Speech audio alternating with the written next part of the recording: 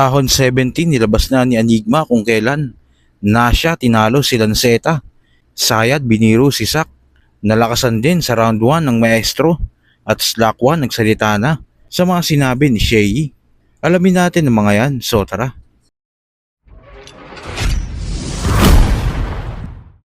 Nilabas na nga ni Enigma ang mga mangyayaring event ng Flip Top etong mga susunod na buwan, lalo na ang hinihintay ng mga fans na Buelta Balentong at Ahon.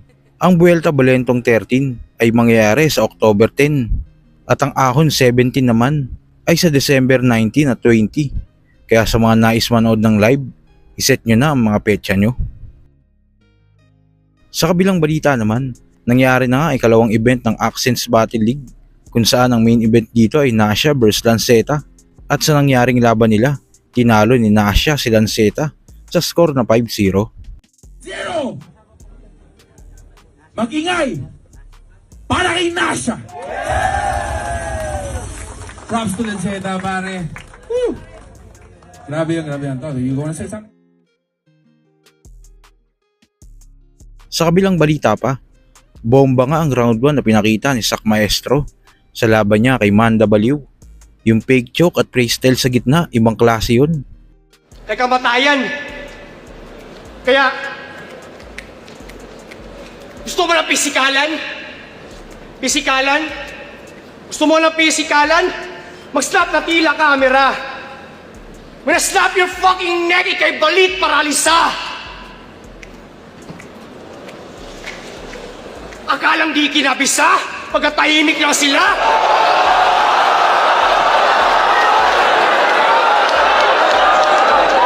Akalang di kinabisa? Pagkatahimik lang sila? Ganun si Sak, kapal ng show, nakapigil hininga.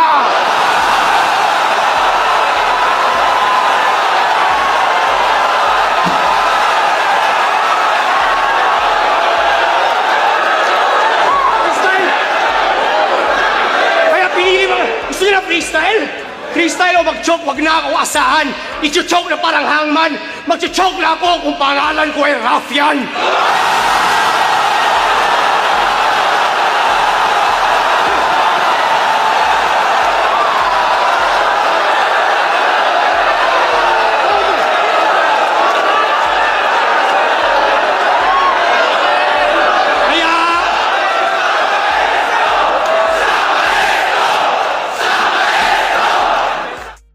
Sa video nga ni Cripply ng behind the scene ng Zoning 22, maririnig si Sayad, nakausap si Sak at tila biniro niya ito na kung hindi daw nag-rap si Sak Maestro sa round 2 at 3, nanalo na daw sana siya.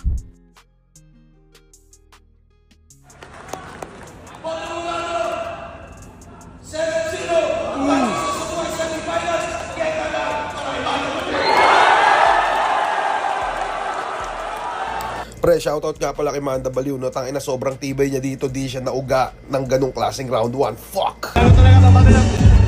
Wala sa memento mo, hindi ka na nag-drop na round 2 tsaka round 3, panalo ka na eh.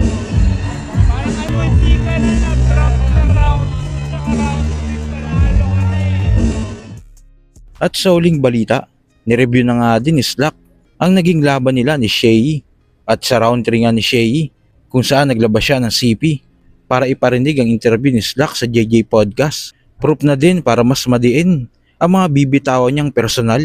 Inakala daw ni Slack once sa live na desperate moves ang galawan na ito ni Shei, pero nagkamali daw pala siya. Boss JJ Podcast Space Slack 1 para sa akala invento.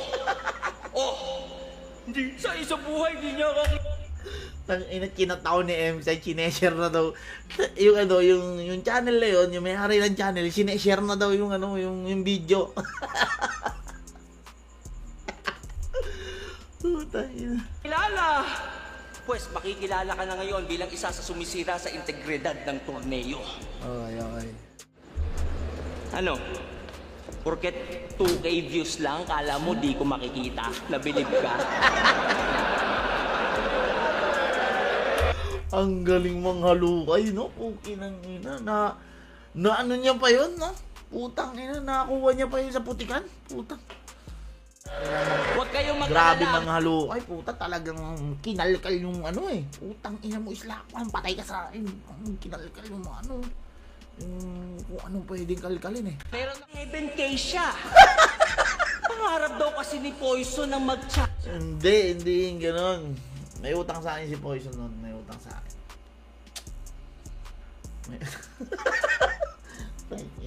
May utang sa akin si Poison nun. Ano pakiramdam mo bro, inispit ni Shay yan. Sa live, nung pinarinig yung video, sa totoo lang ang reaction ko nung live ay wala na to. Ano to, desperate moves. Gano'n ang nasa isip ko nun, wala na to. Pag mga ganitong desperate moves, pareho siya nang nasa isip ko na pag nagpakita ka ng papel, pag nagpakita ka ng mga screenshot na gano'n, para siyang gano'n sa akin.